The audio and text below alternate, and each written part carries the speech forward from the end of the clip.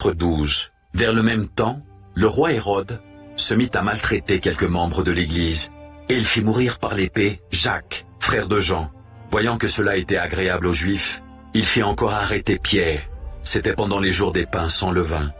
Après l'avoir saisi et jeté en prison, il le mit sous la garde de 4 escouades, de 4 soldats chacune, avec l'intention de le faire comparaître devant le peuple après la Pâque. Pierre donc était gardé dans la prison, et l'Église ne cessait d'adresser pour lui des prières à Dieu. La nuit qui précéda le jour où Hérode allait le faire comparaître, Pierre, lié de 2 chaînes, dormait entre 2 soldats, et des sentinelles devant la porte gardaient la prison. Et voici, un ange du Seigneur survint, et une lumière brilla dans la prison. L'ange réveilla Pierre, en le frappant au côté, et en disant « Lève-toi promptement !» Les chaînes tombèrent de ses mains. Et l'ange lui dit « Mets ta ceinture et tes sandales. » Et il fit ainsi.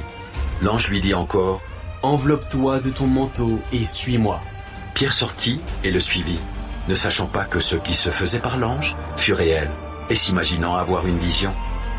Lorsqu'ils eurent passé la première garde, puis la seconde, ils arrivèrent à la porte de fer qui mène à la ville, et qui s'ouvrit d'elle-même devant eux.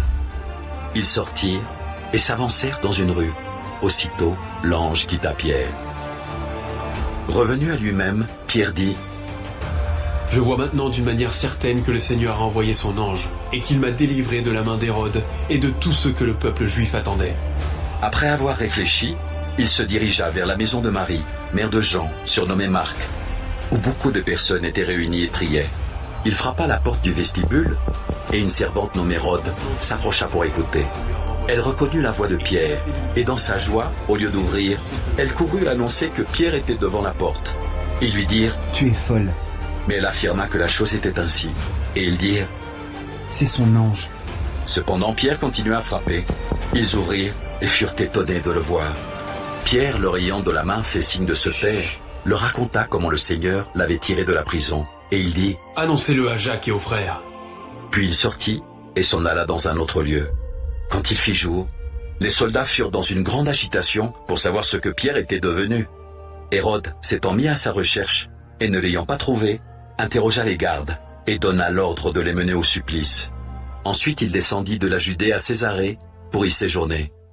Hérode avait des dispositions hostiles à l'égard des Tyriens et des Sidoniens. Mais ils vinrent le trouver d'un commun accord, et après avoir gagné Blaste, son chambellan, ils sollicitèrent la paix, parce que leur pays tirait sa subsistance de celui du roi.